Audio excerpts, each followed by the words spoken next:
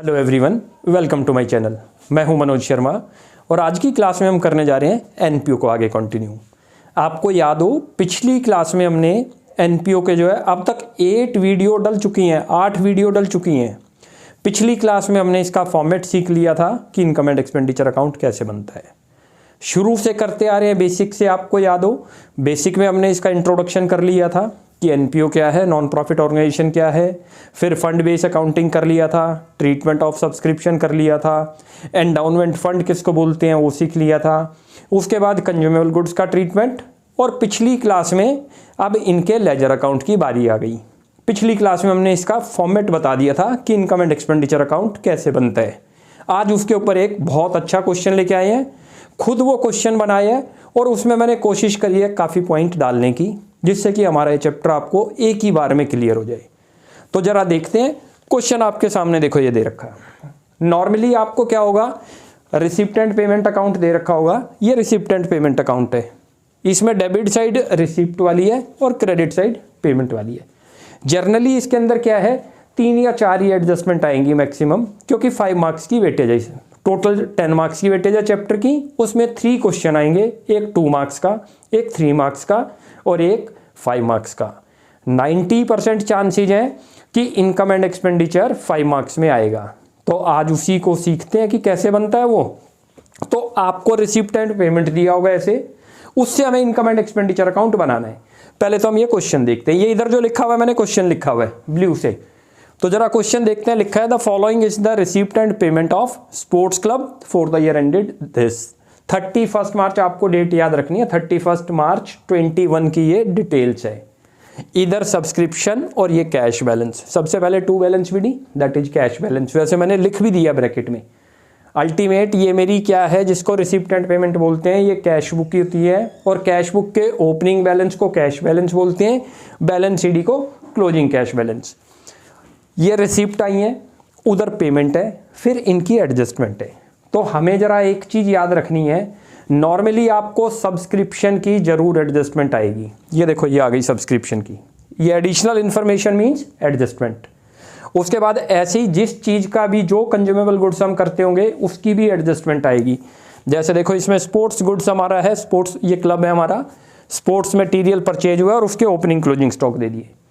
कई बार डेप्रीशिएशन की आ सकती है, कोई आउटस्टैंडिंग एक्सपेंस, इसमें प्रीपेड की आ गई। यदि जनरली 3 या 4 मैक्सिमम इतनी एडजस्टमेंट आएंगी, इससे ज़्यादा नहीं आएंगी। तो स्टार्टिंग करते हैं क्वेश्चन की कैसे करें।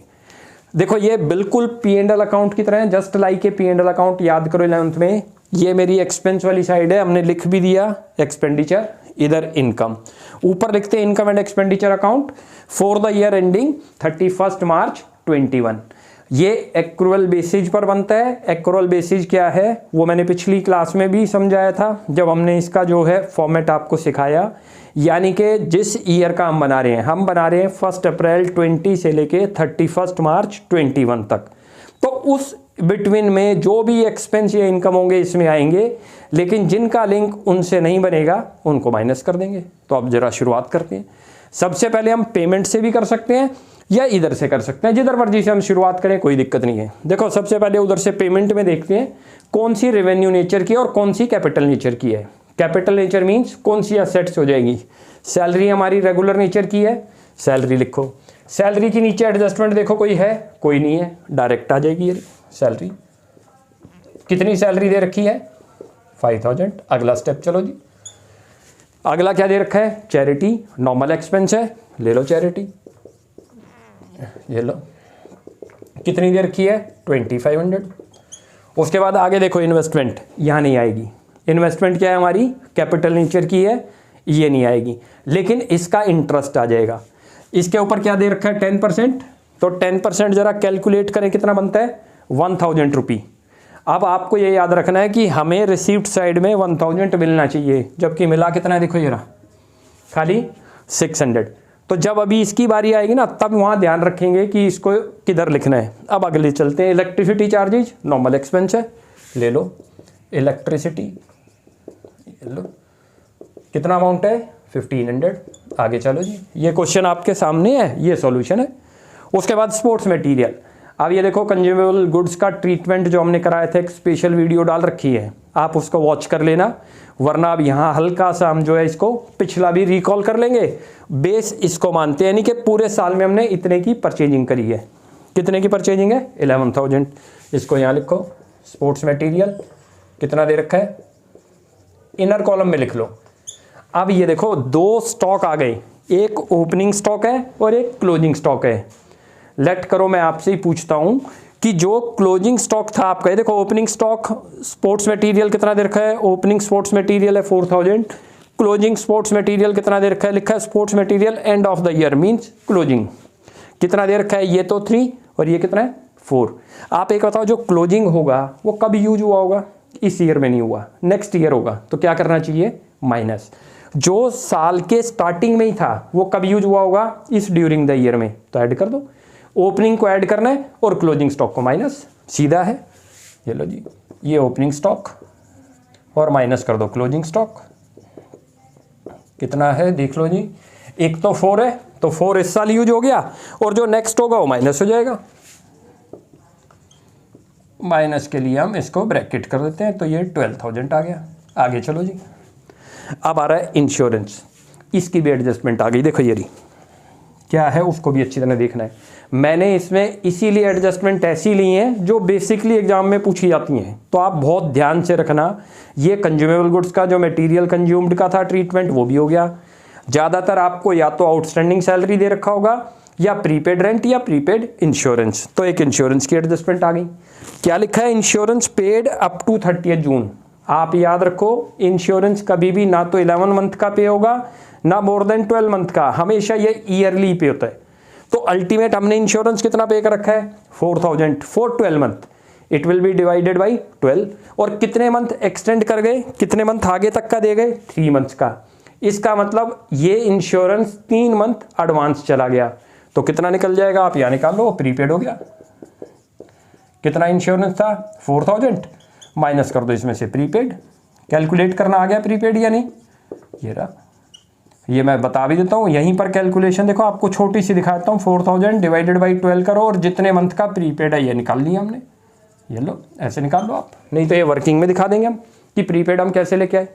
जर्नली वैसे ही बनता है, ये पूरे साल का है डिवाइडेड बाई 12 इंटू 3 मंथ का प्रीपेड हो गया 3, तो 1/4 हुआ, तो 1,000 रुपये हमारा प्रीपेड है। अब आगे रेंट, रेंट ले लो 1,000 रुपये। ये balance sheet means cash balance, ये यहाँ नहीं आएगा, बैलेंस शीट में जाएगा। यहाँ की आइटम सारी हमने ले ली। अब जरा इधर चलते हैं, ये कैश बैलेंस है, बैलेंस शीट में जाएगा, इनकम एंड एक्सपेंडिचर में नहीं आएगा। उसके बाद अब सब्सक्रिप्शन आ गई। अब सब्सक्रिप्शन लिखो जी, जितनी आपको सब्सक्रिप्शन मिली वो सारी लिख दो यहाँ। टोटल टोटल कितनी मिली हुई है? 24,400 पहले इनर कॉलम में, 22,400 22,400। अब इसमें से माइनस करो जिसका लिंक करंट ईयर से नहीं बनता या नेक्स्ट ईयर से बनता है। देखो इसमें 2 सब्सक्रिप्शन अपने आप ही दिखा रखी हैं। 400 का हमें टोटल इतनी मिली थी, क्लियर पता है कि 400 तो लास्ट ईयर की मिली हुई है और 1,500 नेक्स्ट की, दोनों इस साल से बिलोंग नहीं करती। माइनस माइनस करो जी 400 और माइनस करो 1,500। अब आगे चलते हैं जरा इसकी नीचे एडजस्टमेंट में। कहता है outstanding subscription end of the year 30। कब का बना रहे हैं हम? 21 का। 21 की सब्सक्रिप्शन बता दी कितनी है? 700। तो कब से बिलोंग करता है? करंट ईयर से। प्लस कर दो 700। ये लो।